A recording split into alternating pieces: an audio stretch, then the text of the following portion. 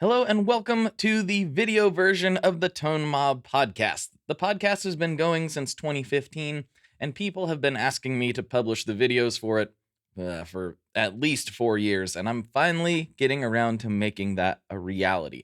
So hopefully you enjoy this.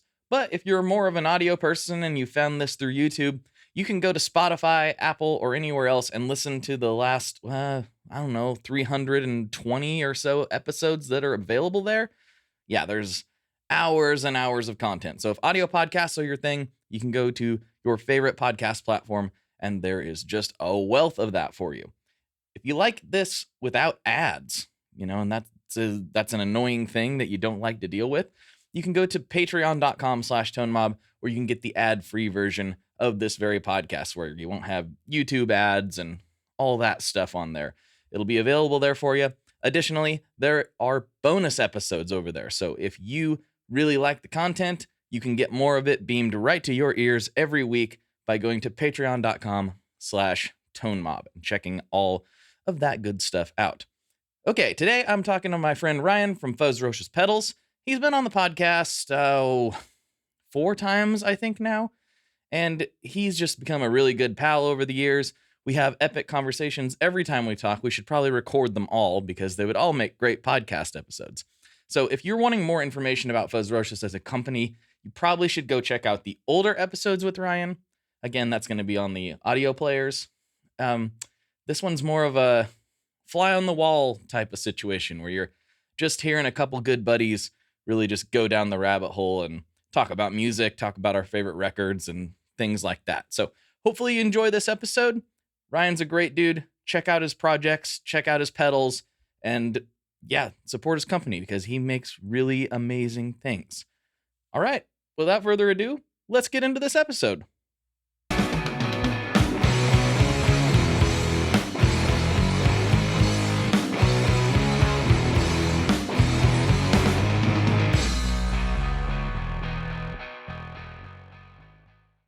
Hello, everyone. Welcome back to another episode of the Tone Mob Podcast, the show about guitar stuff. Occasionally, sometimes. Here, I have one of my best buddies in the biz, Mr. Ryan Ratajski from Fuzzrocious. We're doing this again. We've threatened to do it so many times for so long, but now we're actually doing it. Here we are. Is this number 4, maybe? I think it's 4. 4 seems about right. We've actually went as far as to say, we should just do our own podcast because it just so nicely. Every time we get on the phone, we're like, that probably would have been a pretty good podcast, honestly. So because they always end up being like minimum 45 minutes, usually an hour and a half to hour and 45. So yeah, we're going to keep this one tight. We're going to keep this close because we got things to do. 45 minutes to an hour and a half later. But yeah, good stuff. Good stuff. I'm stoked to have you back here today. I'm stoked to actually be looking at you because I don't do that most of the time. We're trying this. It's weird, yeah. They tell me that if you're not doing video these days, you're a loser. And so, for sure, a loser. If you look at my Instagram or whatever, and the fact that I still don't have a TikTok, I'm pushing away this video push. But I don't like. I will say for recording the podcast, I like looking at the guests. That's a good thing. Yeah, that's fine. I'm talking about the social media side of it is well. I don't mind doing the short form jammy clips. I think that's kind of fun, because I can just this sounds cool. I'll show everyone this cool sound. That's fine, but I'm not gonna dance. I'm not gonna do it. No. I'm not. Nobody wants me to, first of all, and I don't want to. So it's a multiple situation here. Are you gonna dance? I know you've been doing a lot of volleyball. No. That's conducive to dancing. Yeah, that's what the followers want to see. They want to see me looking like an old man hitting volleyball. I will not dance. And my kids just both got TikTok for we restrict them in a whole lot of stuff with their phone access and whatever. Sure. But they just both got TikTok accounts and they're just so all my daughter's been posting is cute cat videos and horse videos, and I'm just that's fine. That's fine. Don't put your face on here. Yeah, or your butt. Which one's worse? You're gonna be identified by the face. I don't know. It's all bad. Nah, well, she's got a tail, so it's easy to kind of figure out which one is Raven on the internet. That's unique. Yeah. Do all of your family have tails? No, just Shannon's side. Oh, just Shannon's side. Okay. She's gonna love this. She's gonna love it. So, dude, you've been doing all kinds of stuff, and I know we want to talk about some of the projects that are coming actually today as this podcast launches. Yes. Which is kind of like this was kind of an accident. You were just texting me, and I was like, I'm free. Let's record. Let's do it. Because I'm last minute, like everything else, where I'm like, I'm doing this thing, and it's happening now. I'm like, cool. Didn't we talk about that 6 months ago? Didn't we talk about it a year ago? Probably. Time has no meaning anymore. We've been this big project that comes out this week is over. We've been working on it for over a year. And it's partially just, we had no time frame in mind, but also COVID like threw us for some loops with like trying to source parts out. So was that weird? Was that a weird thing that happened? Yeah, it's still happening.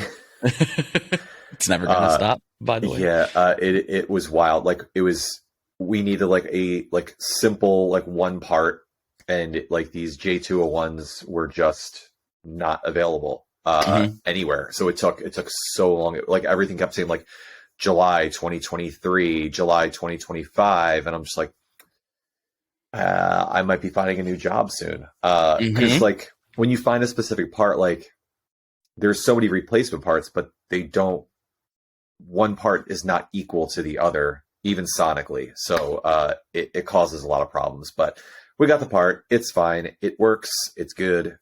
So now I can go and scramble.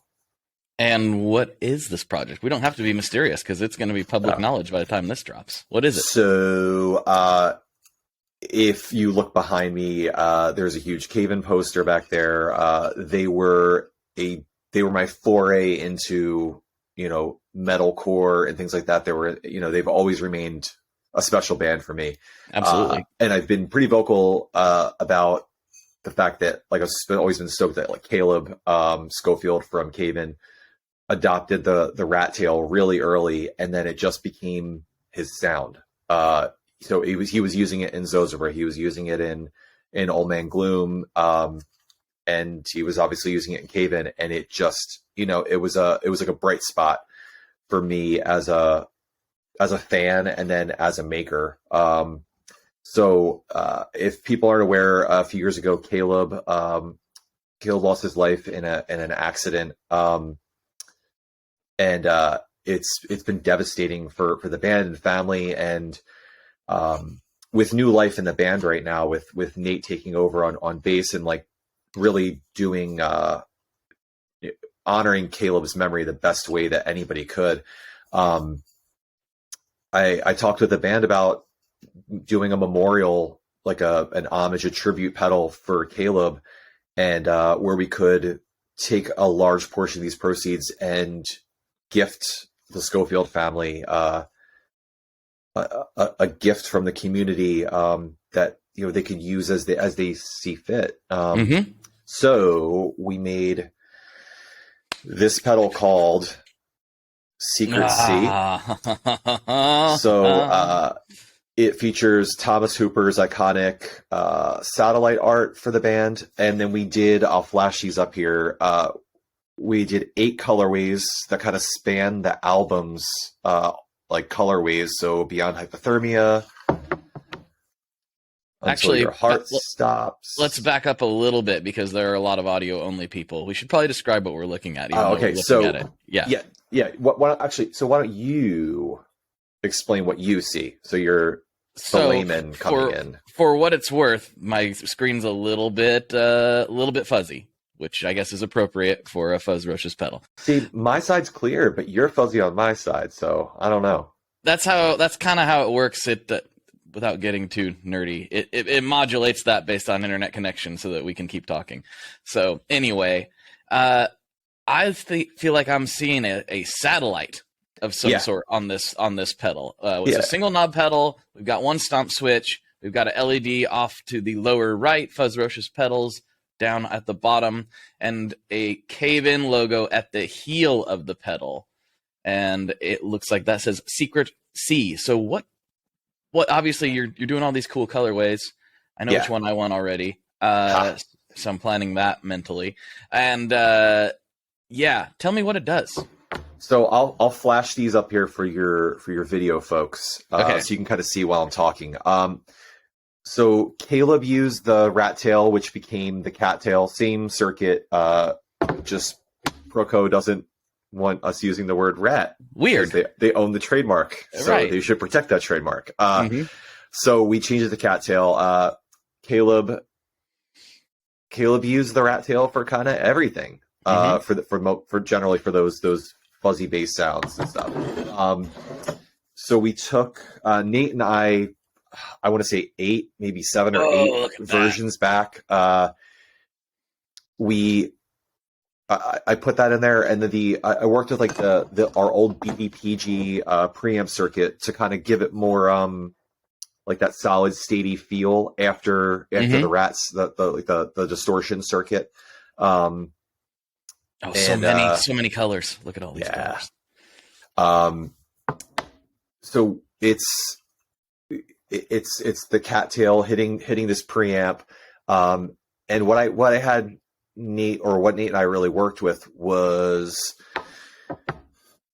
dialing in all of the knobs that were out there to like when Nate plays, like this feels like Caleb.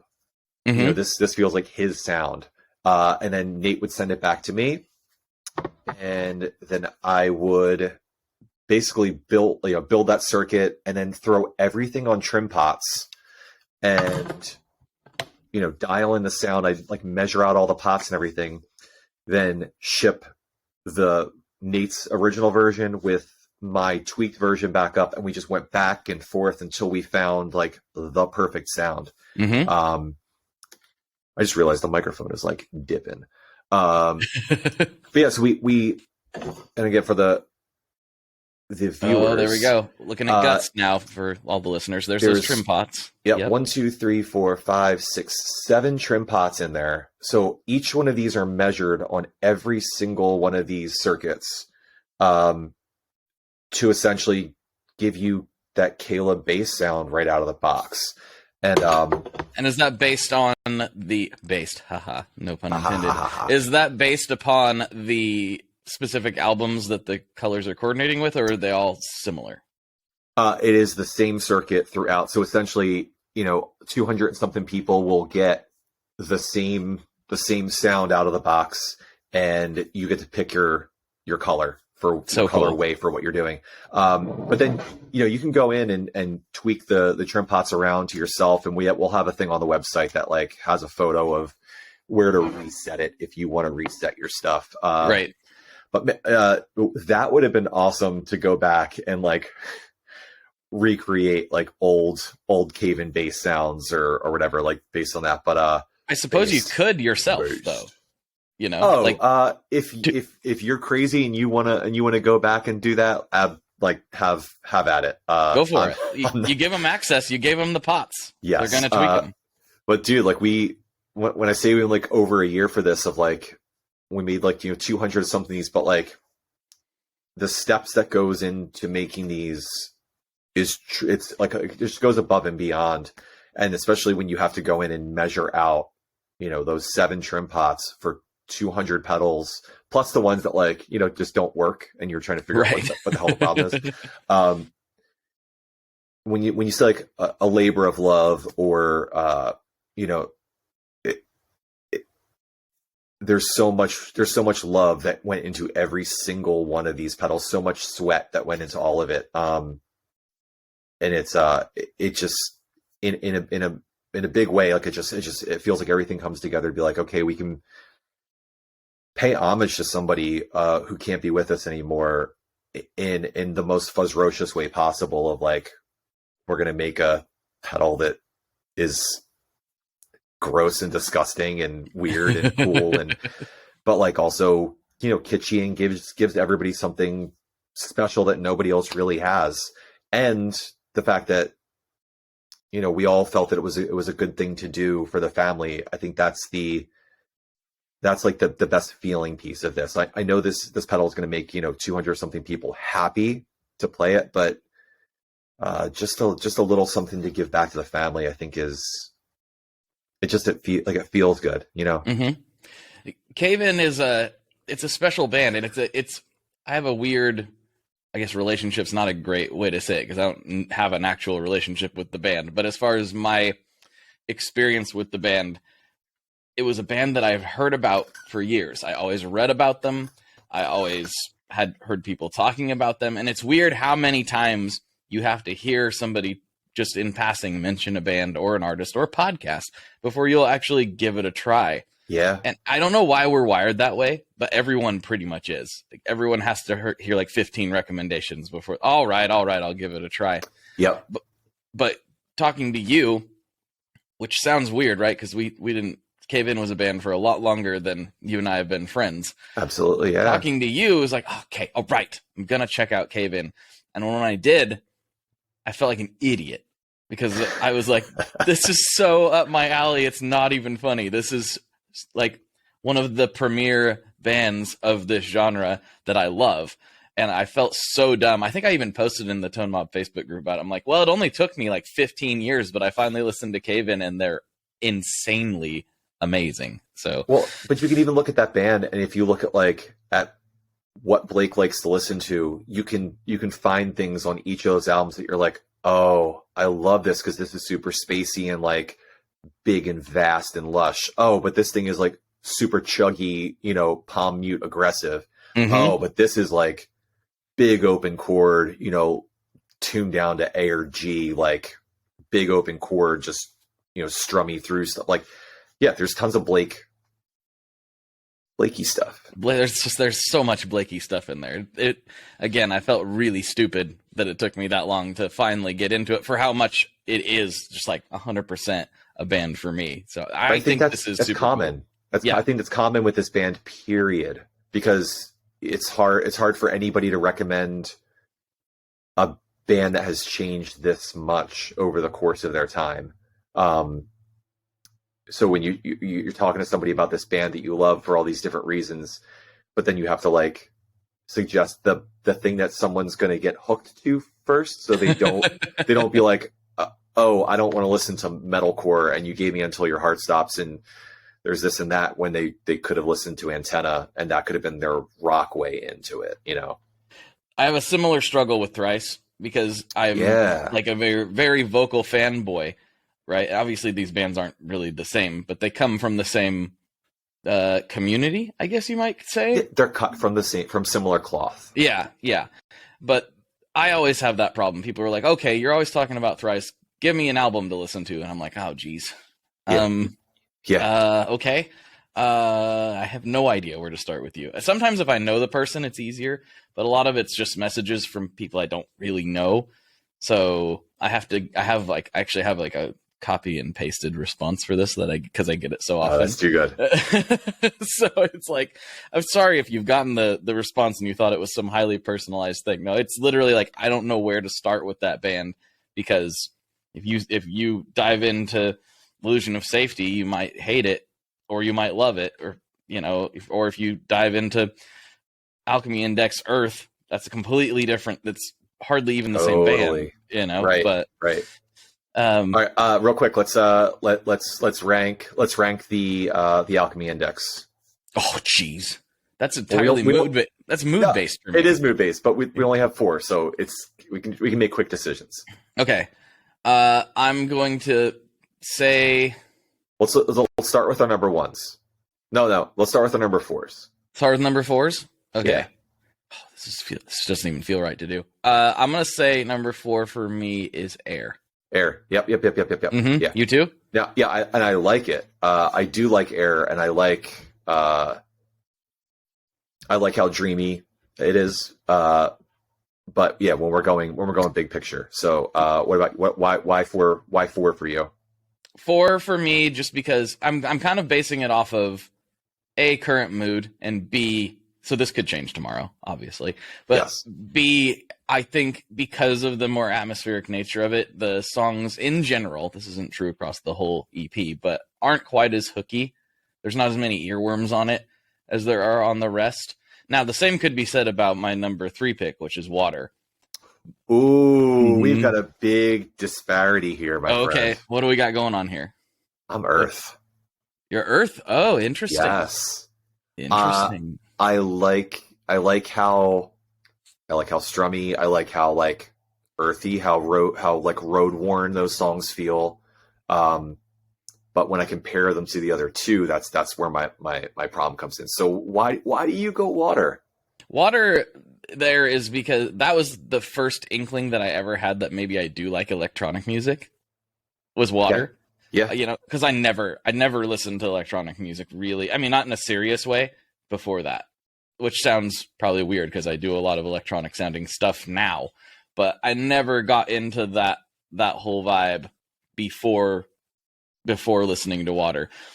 But I do say, like, and I also didn't, which is weird because I do primarily instrumental music. I don't primarily listen to instrumental music, and the Wailer. Oh no, excuse me. The Wailer's an amazing song, but Night Diving. Night Diving, dude. Night Diving is a shroom trip, man. Night Diving is it when you know that that's what it's about. It's about night diving. The whole story is just in your head. Like you can picture it when he goes under the water, comes back up, like the whole thing. It's like the Doppler, like. Mm-hmm. Yeah, it's such a brilliant piece to me, but at the same time, and this will make sense with my rankings when we get to my number 1. At the same time, because that's not like my go-to listening experience, especially around the time it came out, was that very ambient electronic type vibe that had. Oh yeah, the squeaky. Sample this that. Microphone stand is no joke, like 15, 20 years old. So right. It won't move now. It's doing the best it can. It's trying. Okay, it's trying. Yes. So yeah, Water for me, and it's mostly due to like personal preference on musical styles more than a comment on the actual quality of that particular one. So for you, what's your dose? Fire. Me too. Which really? Oh, I see this disparity now. You thought I was going to go heavy on number 1, huh? I did, and I think people probably thought about me as well. I love Fire, and it was the one I was most excited about. Me for too. Sure. Yep. But it's also because it's the one I was most excited about, and it's the most typical Thrice thing out of that group, in my opinion. And so it was the least surprising. I was like, yeah, of course this rips. Like, sure, I love it. There's many great and interesting things about it, but it didn't shock me when I heard it. It was exactly what I expected it to be for the most part. That album made me like seek Big Muffs like crazy. I was like trying to figure out like how to get that grindy bass. Yeah, because I think it was like Bluebeard or something at the time that it was that sound. But yeah, a lot of similar reasons. Dude, the baritone work on that album is just wicked. It stands out. Obviously, had a big impact on me. Me a lasting impact. Me too. Yeah. So, dude, so obviously, I went Water. I think Water is, because it's so different from everything else. Yeah. But fits so well. And watching them do that Manipulate live with that stuff was really true. Cool. Yeah. But I think that those songs the scope of them is so wide on what they do, and I think the storytelling on those popped a little more than the others. Well, going back to the Wailer, we kind of glossed. We got excited and then glossed over. But the Wailer is such a brilliant song. It's brilliant. Like I said, when there's not a whole lot of times that songs evoke an image for me, and a lot of those songs you can feel the story. Mm-hmm. So why does Earth pop in at 1 for you? Now that is for a similar reason that Water. This is the Thrice Nerd section of the podcast, everyone. You're going to have to just go listen to this collection of EPs to understand what we're talking about. Go do it anyway. You should have done it by now. I've told you to do it for years. And if you're a new listener, you're going to hear me talk about it more in the future because I'm obsessed with this band. Anyway, Earth for me is because, again, down to like personal preference, I grew up on country and like folksy type of music. And so to hear them go heavy, not heavy, but go with that in full force really made me happy in a sort of a nostalgic way. And then Child of Dust to me is the strongest of the closers. Yeah. And that thing that they did, so for anyone who's never listened to it, they're largely doing not entirely a cappella, but very vocal focused performance with, I think, the whole band, as far as I'm aware. I'm not exactly sure about that. But for the closing of the song, they literally, it sounds like they're burying someone in a coffin. And it's because they literally went out in their backyard and buried a microphone while singing.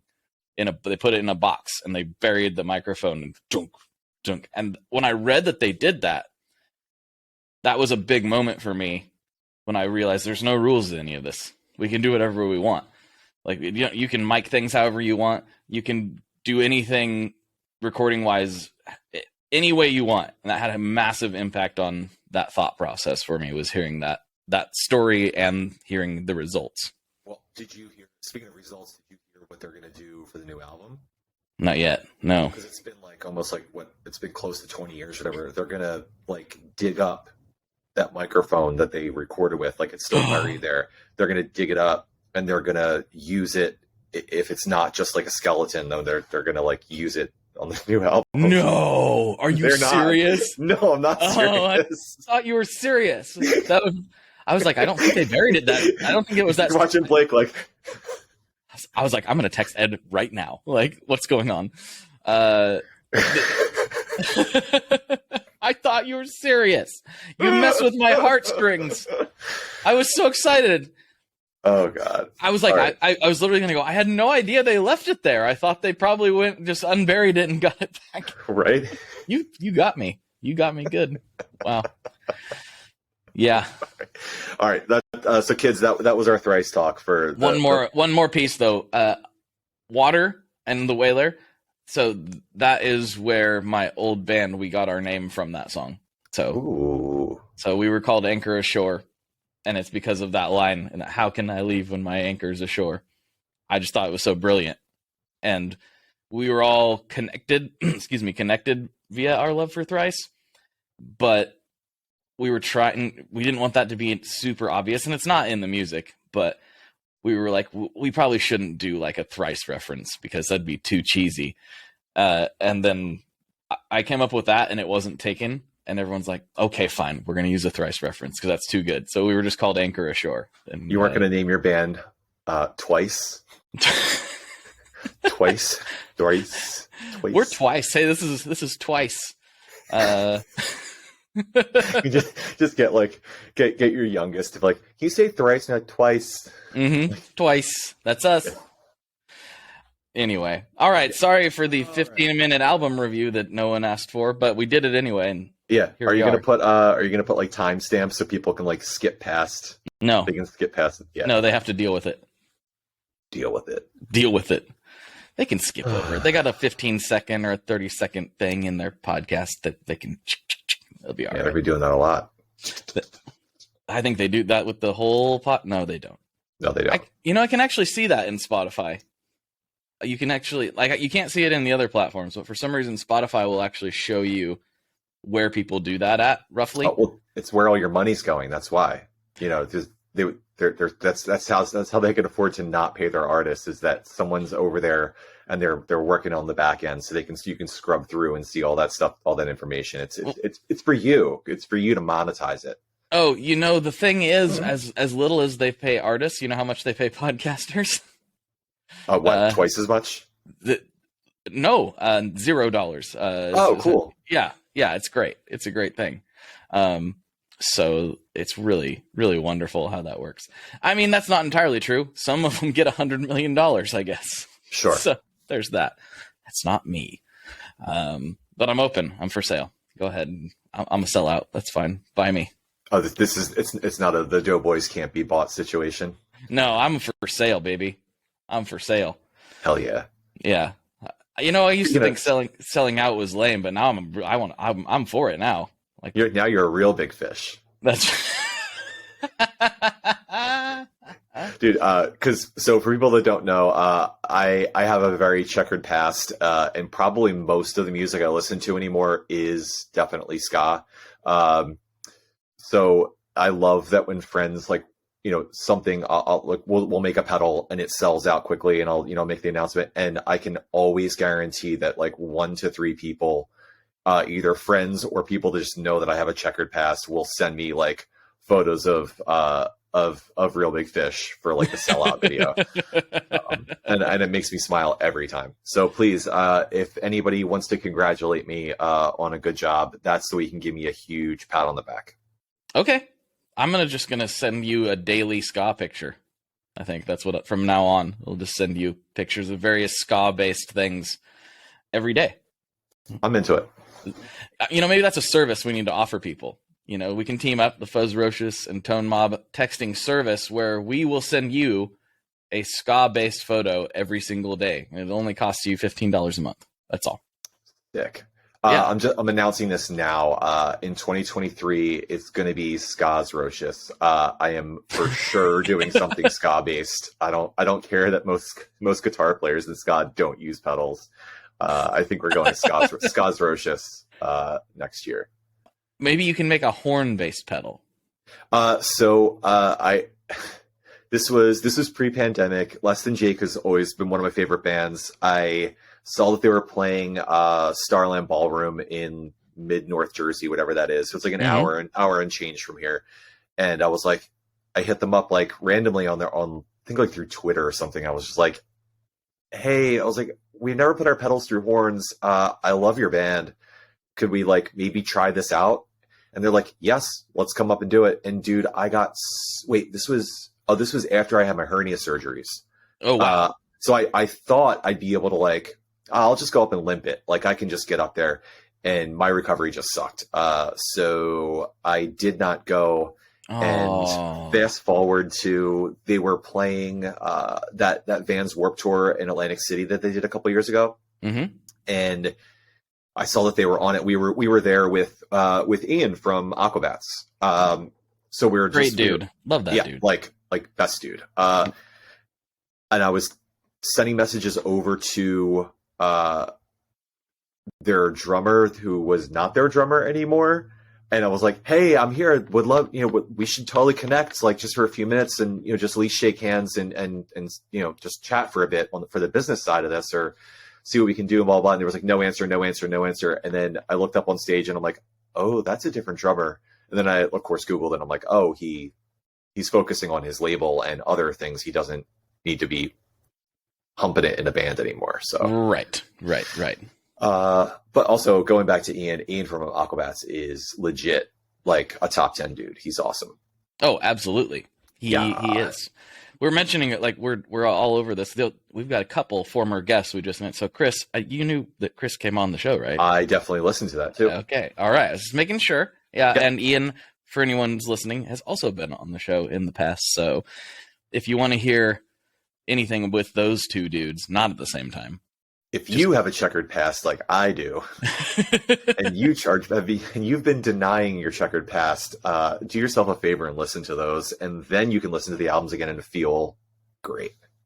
Ska, I don't care what anyone says, ska feels nice. It makes me so happy. It should feel nice. That's that's the point. It's generally the point of it. You're supposed to feel good. So do you agree with the statement that's been floating around the internet for, I don't know, a little while now, that ska is what plays in a 13-year-old boy's when mozzarella sticks shows up? Absolutely. Yes. Yep. Absolutely. And it is. I can't think of a more accurate title, or I don't know, description. That's what I'm thinking of. I know adults now that act like a 13-year-old when like Totino's pizza rolls are in the oven, and that like big horns are playing and people are chicken. There's a lot of upstroke guitars going on in people's brains when the pizza rolls are cooking. Dude, I'll tell you what, more ska talk. So if anybody's not familiar with a band called Hepcat, Hepcat, they're more on like the rock steady traditional side of things, but bands like that where like not all of it is upstroke. There's a lot of that old school, like even some special stuff. It's like it's downstrokey, stuff, whatever. I love listening to that kind of stuff. It is a hard recommend for Hepcat for anybody who's curious about having a checkered past in the future. If you too want your past to be checkered moving forward, then check out Hepcat. Check out the specials while you're at it. If you haven't checked out the specials, what are you doing? What are you doing? Yes. Is this just going to be band recommendation podcast? Is that what this is going to be? Why not? So far, we're like Cave In, Thrice, the special. Like it's a really we're heavy on the band recommendations. Yo. Well, let's keep this train going. So, what's a band right now that if somebody was just like recommend me one band, regardless of genre, regardless of who you're talking to, recommend me one band? Catbite. Oh, I've never heard of Catbite. All right, so they're a Philly band. They're on the poppier side of traditional ska. Mm-hmm. 4-piece band, no horns. No horns. Okay. No horns. But yeah, female led band, like singing wise, but just super good, super cool. But they also, this is the interesting. So they have a side project called Cat Fight. Okay. FITE. So they redo their songs as like punk hardcore songs. Oh, fun. I like that. And then there's also Cat Light. So they just like, they'll just put out straight pop, or what is that? If I'm remembering it correctly, I think it's more like indie pop. Okay. Stuff. But the band will go and do like Catbite stuff, and then all of a sudden they'll be like this, like I think this weekend or something was like, all right, and we're doing a Catfight set, or here's a Catfight split EP or whatever that just came out, whatever. So it's one of those things of like, oh, like these young whippersnappers, like they're in the what is it, the fifth wave of ska or whatever, the 12th wave of ska. Yeah, I don't know. But it's and I just heard a band the other day called Cliff Diver from Oklahoma, like Tulsa area or whatever, and I was just like, oh, this is like Less Than Jake vibes, but also they have two singers. There's one male, one female, and just rips. Let me think of something else. Oh, and if you want heavy stuff, Resistor from Long Island. Long Island. I don't know. They're if they're good, Island, super heavy. Like they're called. It's not new metal. Oh my god, it's new something. But they're in that, dude. They're straight up embracing new metal, and it's kind of like seriously awesome. Is it like new metal? No, it's definitely metalcore-y, but there's some. It's not gent either, but it's like it's got all that technical stuff in it, and they've got a dude on turntables. Oh, and the vocalist runs vocals through effects pedals. Okay, sign me up. I'm in. Dude, I'm in. It's awesome. What about for you? Tell me something. Oh, I wasn't expecting this. Here's a band that everyone who likes pedals should listen to. Holy Fawn. Yeah. Holy Fawn's dope, and I feel like everybody knows them, but they don't. That's what's weird about it. I'm like, yeah, everybody knows this band, right? Because most pedal people seem to know them, but Holy Fawn is... I love that band so much.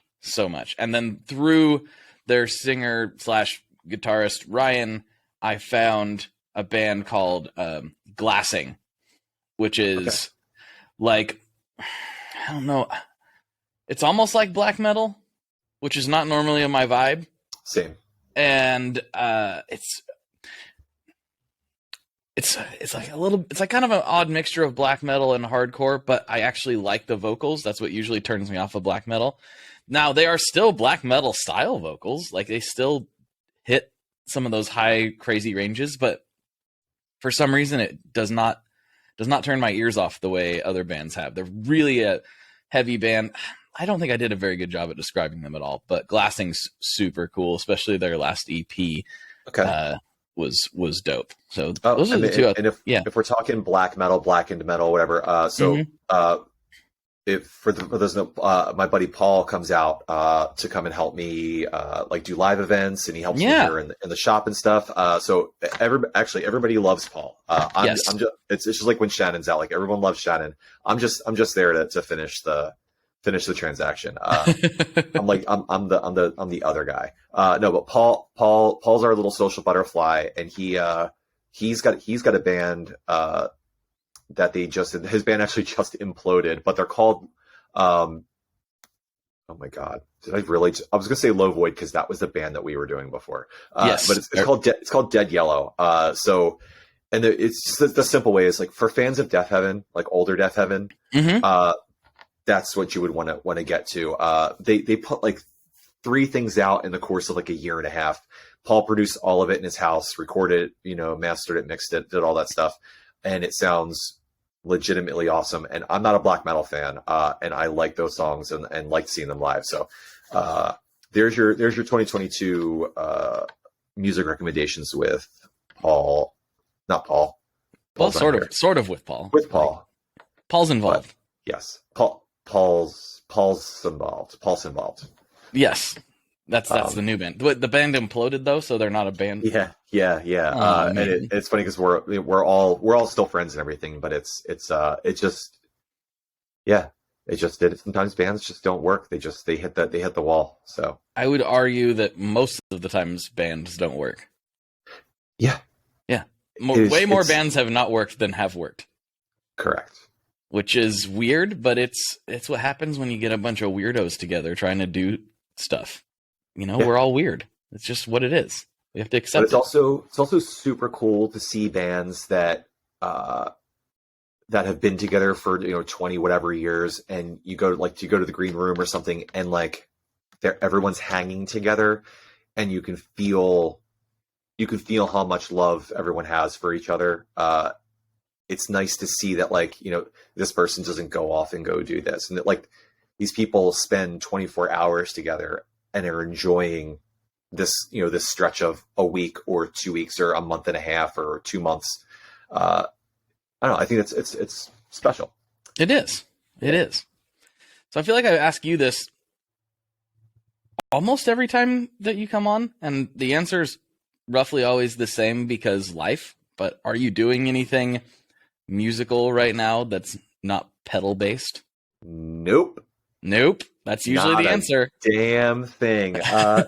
No, man. So I don't even know if we even really mentioned this the last time I was on or whatever, but like essentially what COVID times taught me was that I just needed to slow down and not work as much.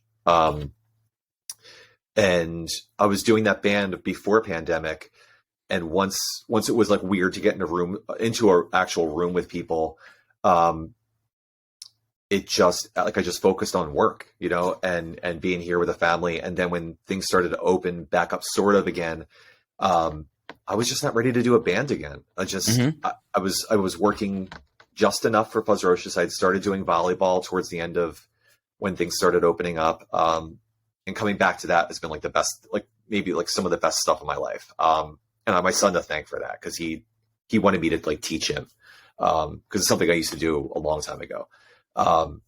So like my focus has just been, running Raven around for horseback riding stuff, volleyball with Caden, and making pedals, and trying to like prioritize each of those things equally, so I'm not just like grinding work all the time. And I think a band for me just doesn't really fit into it. I have like ideas for songs and stuff, but it's kind of nice to just not have to like feel that itch all the time to be like making something and then trying to figure out how I'm going to fit it in and move all that stuff. Because I think for me, just being active and playing volleyball is maybe it definitely brings me more joy. Plus. I think one of the big things about I don't know how much actual playing of sports gets talked about for the pod, but like there's something called the flow state that happens. So for those who don't know, it's like a runner. Sometimes you call it like a runner's high or whatever, but you'll get that's into, different, isn't it? Runner's high is like how you feel when you're done. When you're done. So I guess the flow state happens for a lot of runners when as they're running, where time kind of slows down, and you hear everything bright, like bigger and brighter and louder, and you're focusing on all these things, but everything kind of is also rushing by at the same time as everything's like slowed down.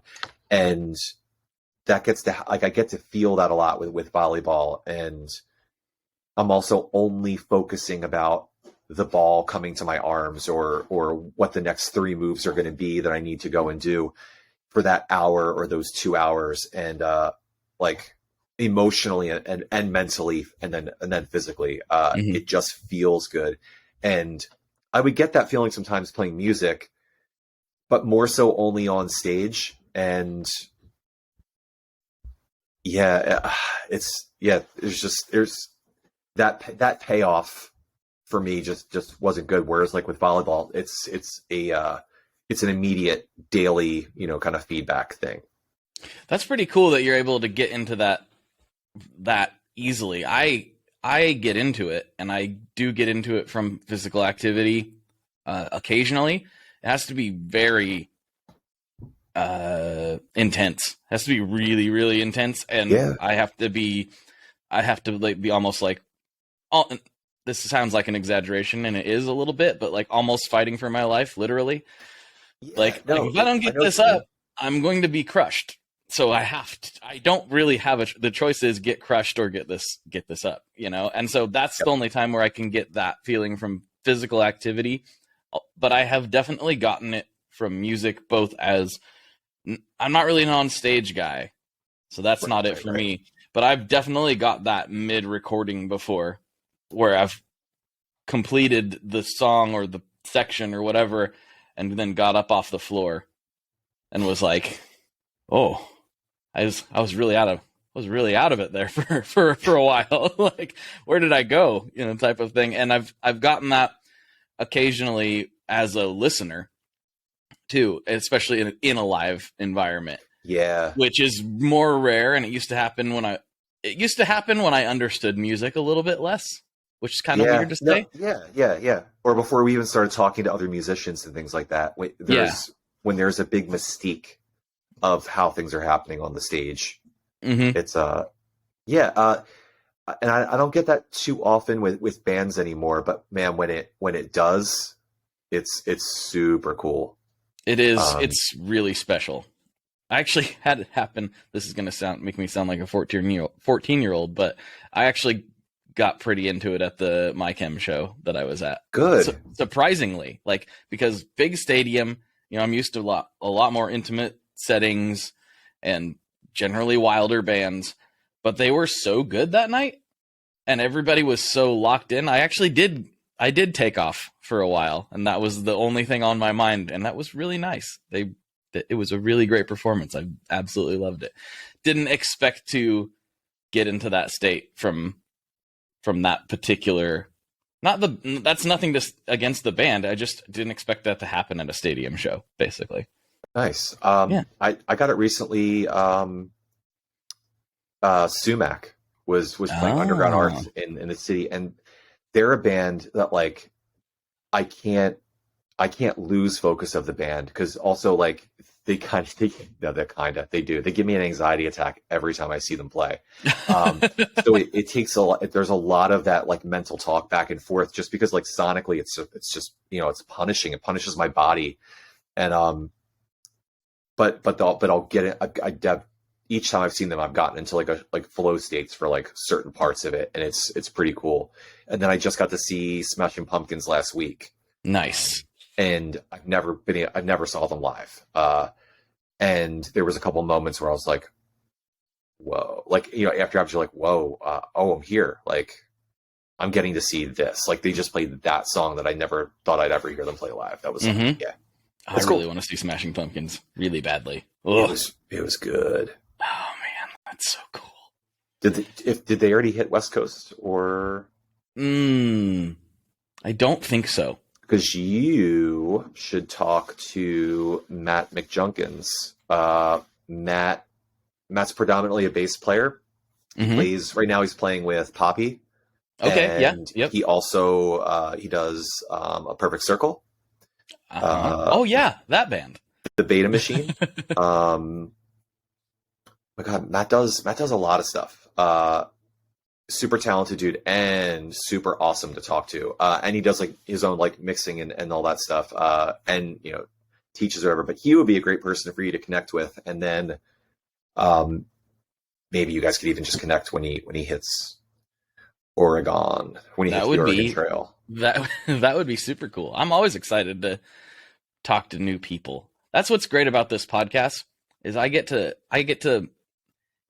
it might sound kind of weird, but it's become such a normal part of my life. There's literally a girl I met on my plane back from Nashville. I sat down next to her. I had noticed that she had a guitar, that she was storing, and I was like, tell me about that guitar, because I'm a nerd like that. And so we started going down the rabbit hole, and she does the coolest thing ever, it turns out. She has a background in, I don't want to speak for her because she's going to come on the show, but her name is Mo, and she goes to addicts, people with mental issues, different things, and she doesn't do music therapy because she's not a therapist. There's a therapist there, but she actually makes a song with the person, and records a song with the person. She takes it back, mixes, edits, produces, all that stuff, and then comes back and gives it to them so that they have something, to look forward to in this like super dark, crazy time that these people are going through. And that she like I think she came up with this. I've never heard of this before. She's a songwriter from Nashville, and she kind of came up with it on her own as far as I'm aware. And I was talking to her about this. She was literally flying to Salt Lake City to like go to some sessions to help people. And I was like, this is the coolest thing I've heard of in a long time. You absolutely have to come on the podcast and talk about this. So, and that's her, as far as that's her main gig. Like that's like what she does is she was getting ready to quit her full-time job to do that full-time. Yeah. Good for her. Which is wild. So Mo, shout out Mo. We'll talk soon. Okay. So yeah, where I was going with that is I get this really killer excuse to just talk to people, because normally I would have talked to her on the plane and I would never probably have talked to her again. Right. But instead I was like, give me your email. You got to come on the show.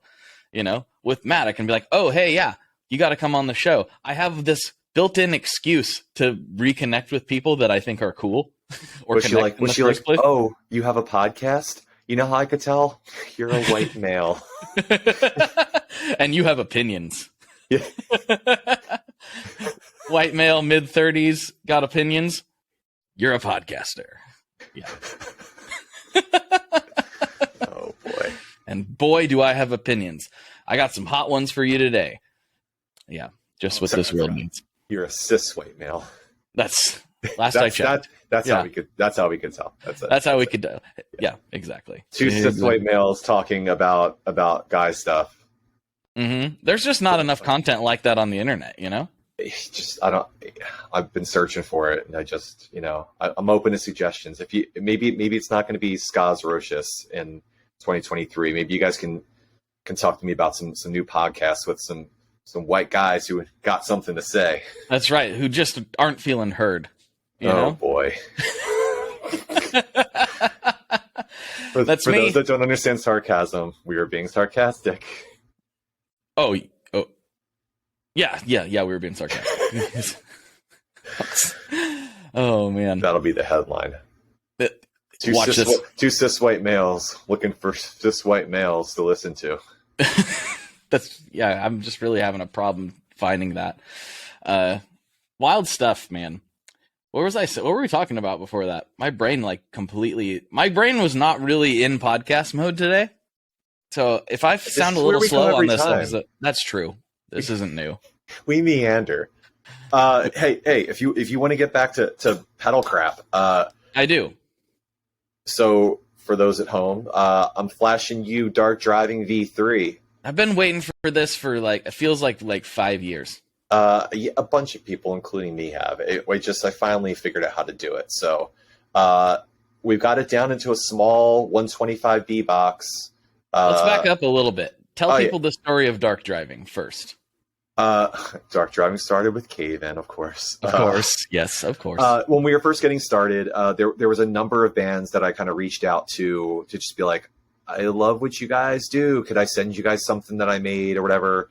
And I reached out to Cave-In early on, and I'd modeled this pedal after the BJFE Blueberry Bass OD, which was on like the bass forums at the time. So this is going back, it's 12 years ago ish. Mm-hmm. This bass drive, which is still very coveted on there. Like if you have an original one, it could be worth somewhere between $400 and like $800 if someone wants to pay that much. But they're, these handmade Swedish effects. I can't remember where Bjorn's from. I don't remember, but anyway. Yes, maybe Belgium. I don't know. Okay, so anyway, sorry, it was modeled after that, and as I was kind of playing with it on bass, I was like, oh, this kind of like does like that Tides of Tomorrow era Cave-In like dark driving sound. I was like, it's a drive pedal. We'll call it dark driving, and I sent that up to the band. I think Steve actually still has the original, the little box for it. It was a one knob dark voiced overdrive, and that graduated to a larger enclosure for the V2 that had like a dark and light foot switch, and on some of them there was like there was 2 diode toggle switches, like 3-way diode toggle switches. So it was just options. I got sick of making it. It just bothered me. I don't know why, and we just came back around to it. Because so many people have been asking for it for so long, and I reworked the circuit a bunch and added some more tweaks to it to give it some more output volume and a little bit more a wider tone sweep, a different way to do the dark and light to it. It sounds better, and I mean, it looks so good. I'm patting my back, dude. I think it looks great. So for those at home, it's a planet with a planetary ring around it, a la the original, but we moved it down to the corner. Big type in the middle, array of 3 knobs up top and a knob below, and 2 toggles for the diode and the dark and light. And then there's a black hole sun at the top. I'm glad you said it because I was about to. So there you go. Yeah, so and this dude here is like a black sparkle enclosure. We'll have CME versions, and the Canadian Axiom shall receive purple sparkle versions. So cool. So we've been saying we're going to do them end of year. We may just push a little bit later because I really want to have Fluff do a demo with us again. And I'd reached out to Andy to do a demo, and I just found out that he's been sick. Yes. So I felt like such a total turd sending him an email to be like, hey, do you want to do this thing? And then, I'm like, oh, you're sick. Like, you don't, I just gave you one to the other 1,000 emails that you have to sift through. I don't think anybody knew he was sick till the other day, though. So don't feel too bad. I didn't know. And I live like 20 minutes from his house. I didn't know he was sick. So okay. I'm glad. We should say, though, that sounded really dark. He's going to be okay. He's just been very under the weather with a multitude of different things, but he's on the mend, everyone. Yeah. So don't worry. Andy Martin's going to be okay. Watch need this. Andy Martin. This thing goes out like, Andy Martin's dying, and everyone's like, no. Andy don't Martin's even say okay. that. That's Andy a podcast curse. Don't do that. Don't do that. He's fine. He's healthy. He's on the mend. No one worry. That happens like every time on Comedy Bang Bang, they do one of those, and they'll like, R.I.P. Like, is that guy dead? Or like, and then a week later, 2 weeks later, they have to go, so it just happened again. We didn't do. Yeah, you might want to edit that whole section out. That's a podcast curse. And he's young. He's young and spry. He'll be okay. He'll be all right. The world needs Andy. We do. But yeah, we need him and his clean tone. With that said, I don't know, man. Maybe we might do like a pre-order for our newsletter subscribers, and do just we'll put out like a private demo that Paul and I do, and then we'll do a big splash launch with everything later. I don't know how we're gonna want to work it, but I'd really like to have those guys do those big tier demos and really show this pedal off, because dude, like for a little fella, like Fluff's big push that he did was It was really good. And yeah, it's nice. It's very nice, very nice. Yeah. Well, dude, we've been on this for a while, and I could talk to you all day. I know we have a million things. We can go in so many tangents. It's stupid. But guess what kind of pizza I made last night? What kind of pizza did you make last night? I made 4 different types of pizzas last night, actually. Whoa. There's a big kick drop here. So we made a vegan pizza, like vegan cheese, some tofu, like spiced tofu, and mushrooms. There was a chicken taco style barbecue pizza. There was a pineapple and pepperoni pizza. All right, we're gonna hang up this podcast right now. And there was the most banging cheeseburger pizza that I made. I did like a spice like aioli as like the sauce base. Some Wickles Wicked Pickle Chips on there, Cooper Sharp American, and obviously cheeseburger meat. But dude, it was so good. That does sound really nice. It was great. I love it. That's tremendous. Okay, so yeah, that's it. That's another tangent. So let's go. Well, it's not really a tangent because that's like how we close the episode. Like I can't ask you. You've been on 4 times. I can't be like, what's your favorite Boss pedal and what's your favorite pizza? Because like we would just say the same thing again. So that was actually even better because you had a natural answer. Because I was like, how am I going to close this exactly? With a 4-time veteran guest such as yourself. And so you fixed that problem for me.